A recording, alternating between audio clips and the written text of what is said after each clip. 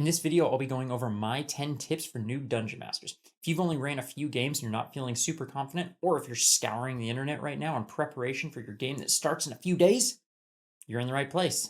Let's get started.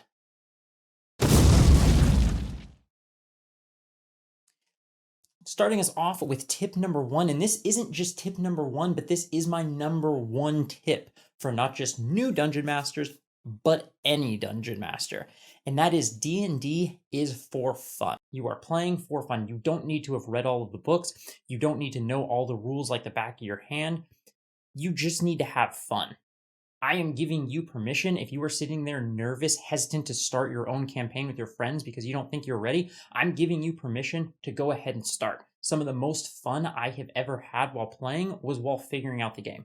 And we started playing before we knew all the rules, before I had even finished reading the whole player's handbook, yet alone even started with the Dungeon Master's Guide. I didn't even read how magic worked before we started playing, and so we had a rule for the first few sessions that nobody could play any magic users. We all had to play like monks and fighters and stuff because I didn't even look that far ahead. So you can completely play before you read all of the books. Fun is the most important thing, then followed by story, and then at the bottom you have the rules. That is, at least in my opinion, and a lot of other DMs agree, that is kind of the hierarchy of importance while running a game. Now, you also need to remember what is fun for you may not necessarily be fun for your players. Now, everyone involved should be having fun, but you may have started DMing because you love world building and creating these epic stories, and that is awesome. Your players will love you for it.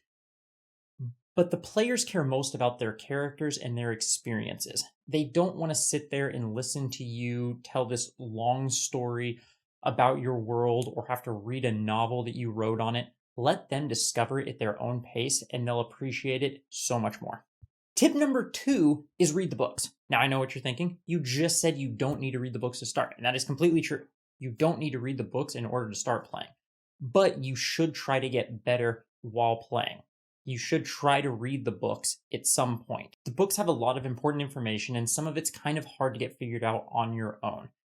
How an adventuring day looks, how many encounters to throw in a day, how hard to make the encounters.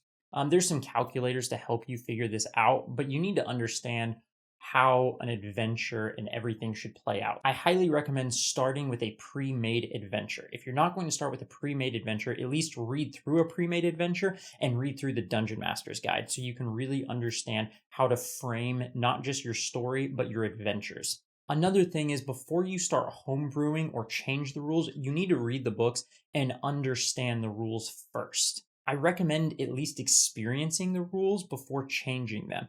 There are a lot of new DMs out there, myself included, that just want to change all of the rules because as you're reading it, you think that doesn't really make any sense. And so you just completely revamp it and realize that you just made your life so much more complicated and it doesn't even make it a better experience.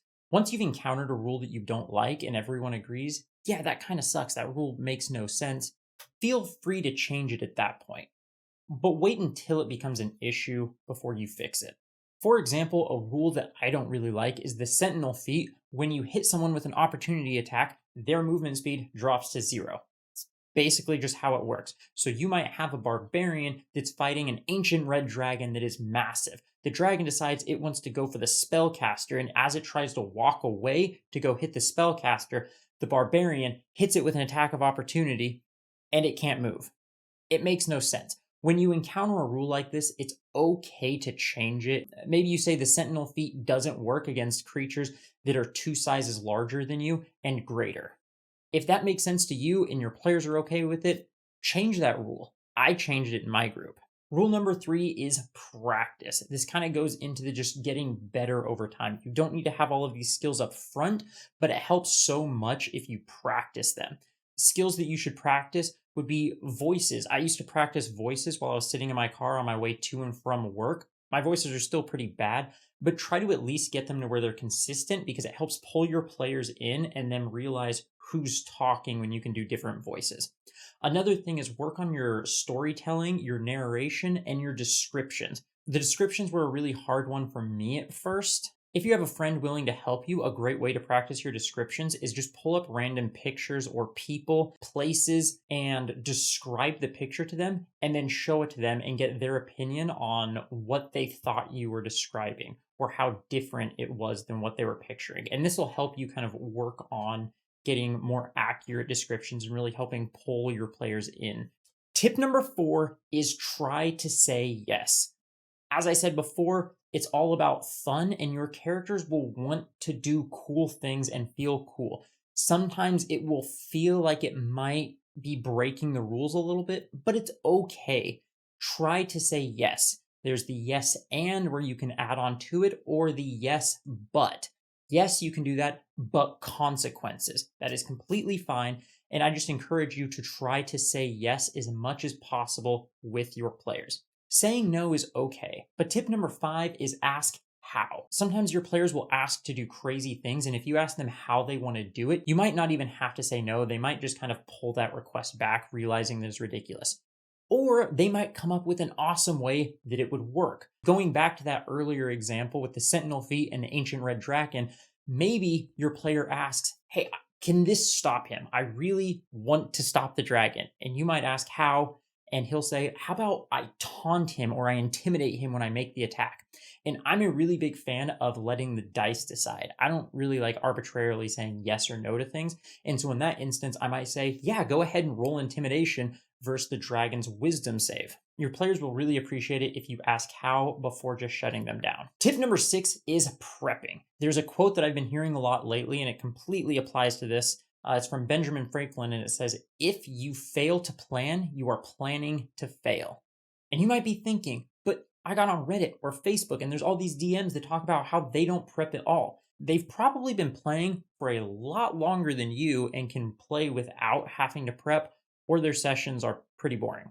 If you are a newer DM, you should 100% be prepping for your sessions. I already did a video on prepping, and you can click on that card for that either up here or over here, whichever shoulder it is. You'll see it pop up somewhere. Basically, you want to prep everything you can't or don't want to improvise on the spot. If you spend too much time prepping, you're probably going to end up railroading your players, which takes a lot of the fun out of it. And the beauty of D&D is that they get to do whatever they want and accomplish their goals whatever way they want. And so let them discover and develop the story how they want to, and just be ready to kind of roll with the punches. Another thing that I kind of count under prepping is if your players don't enjoy role playing through shopping and their downtime, use the time between your sessions to cover that. I'll often just give them a call if they want to do anything, and we'll just talk about what they did in the city during their downtime. Saves a lot of time during the actual sessions, and everyone typically has more fun not having to listen to someone else do shopping. If they enjoy that aspect of it and really living in your world, then by all means save that for the session. Tip number 7 probably sounds basic, but I've seen it happen and it kind of ruins the experience a bit. And that is, do not control their characters. Try to avoid, whenever possible, narrating what a player's character does. Let them be in control of it. This also includes how their characters feel. Try not to tell them they feel angry at something happening, because this kind of takes away their agency and the control of their character. Describe the situation, and you can describe feelings that they have, like a cool breeze blows past, your spine crawls as the hairs stand up on the back of your neck.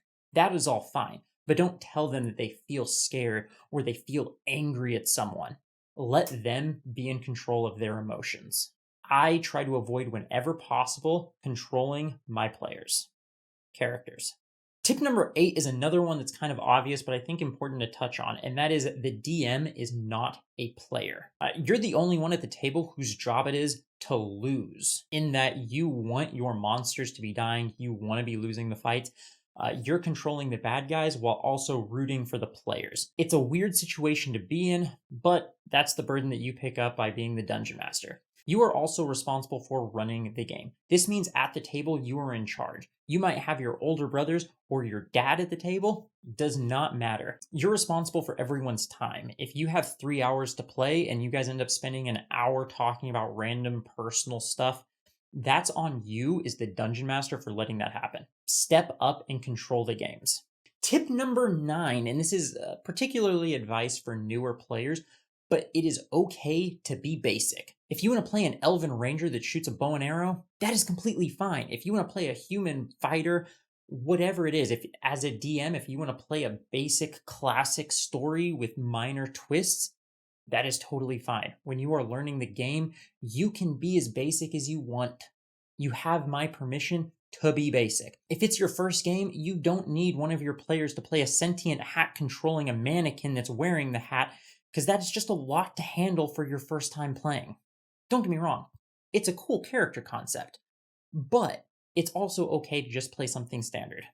Tip number 10 is to take notes. It really helps if you can reference things from months ago that you may have forgotten, especially if your characters are revisiting an old city. Getting to see some of the consequences of their decisions, whether positive or negative, really helps bring the world to life. And it's just a cool thing to be able to add in, but you need notes in order to really make that happen. I also will just forget a ton of things that I did or said during the session, and I'll have to go back and reference that later on. I also don't actually like taking notes. I record the session and then just go back and watch it or listen to it later on. For sticking around this long, I have one extra bonus tip for you, and it's more of a tradition in D&D that feels awesome. When your players are about to kill a big bad guy or just the strongest person in the encounter, when they get that killing blow, you typically ask some variant of, how do you want to do this? Finish them. Whatever you like to say, it really creates a cool moment where they get to create an epic scene of them slaying this bad guy. And after 2 hours of battling a bad guy, they're all looking pretty worn down, unsure if they're going to win. When you say that line, the how do you want to do this? Finish them, whatever it is. There's so much excitement, and it's one of the highlights of DMing for me is getting that much excitement and or the cheering from my players as they then describe this epic kill scene. If you like this video, please give it a thumbs up and subscribe for more D&D content. Also, leave a comment for any future videos that you would like to see, and I will catch you next time.